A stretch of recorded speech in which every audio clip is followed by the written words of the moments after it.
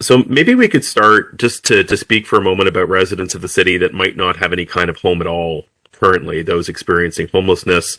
I think there has been a growing challenge throughout the pandemic, or perhaps a growing awareness for various reasons that, this is still an issue gripping our city. What are some of the measures that are underway to ensure that everyone has an option to have a stable roof over their head? Yeah, thank you, Marcus. Great question. Um, it's one of the biggest challenges facing our city. You talked about the housing affordability crisis, and it affects really average people.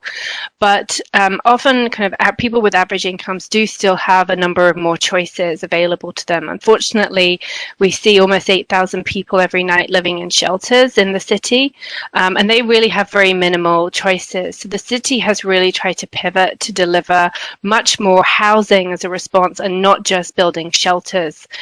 We feel this will offer people the best route to kind of better healthcare, better housing outcomes.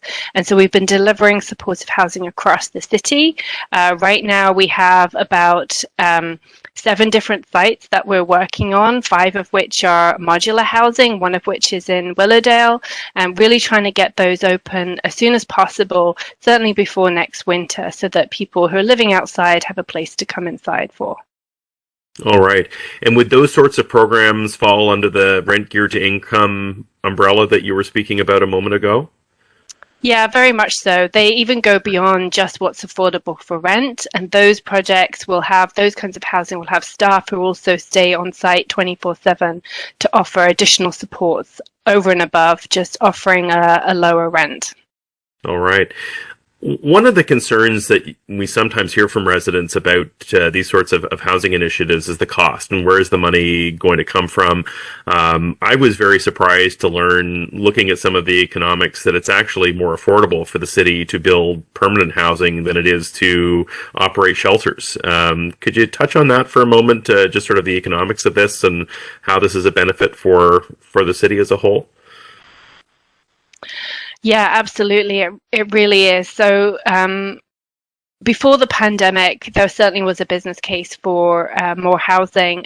But since the pandemic, the cost of delivering shelter actually doubled really during the pandemic. And so we see the cost of around, 6,000 per bed compared to around 4,000 for supportive housing. So it is a much better option, not just on the cost side, but actually delivering somebody a home. This is somebody who would then have their own front door they can close, their own bathroom, cooking facilities. It's really going to put people on a much better pathway to helping them improve their health, reconnecting with family, things like that. It's really very difficult to improve your life when living in a shelter when all of your communal space is shared with other people. It's very challenging.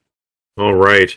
And you touched on the modular supportive housing project in Willowdale that you've been working on and the council's been working on, and many have been working on. But it has been also quite contentious in the community for a variety of reasons. How have these projects been received in other parts of the city? Have they been successful? How are they integrating with the neighborhoods that they've been placed in?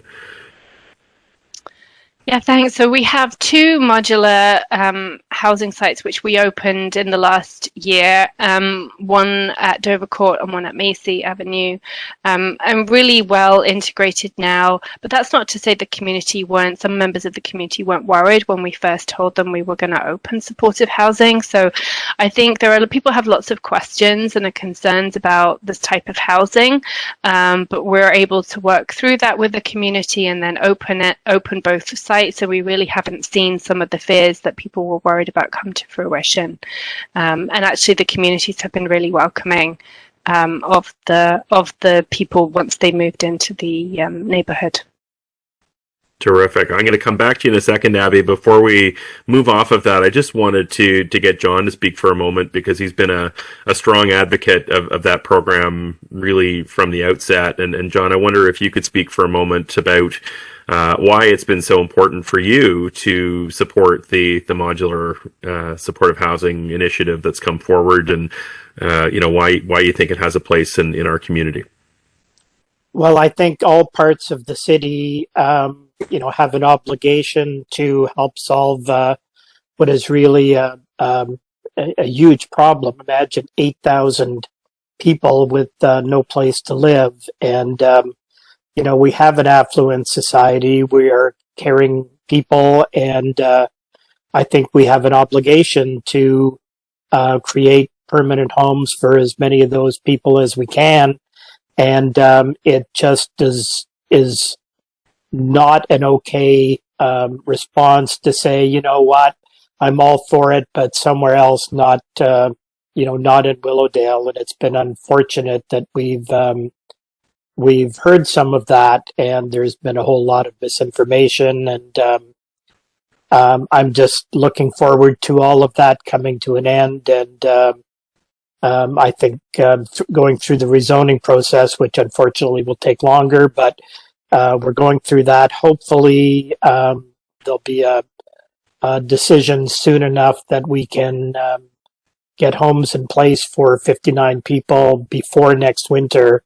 This past winter, we had 59 people literally out in the cold during an awfully cold winter, while we had 59 homes for them stored in a TTC parking lot. So that is just not okay.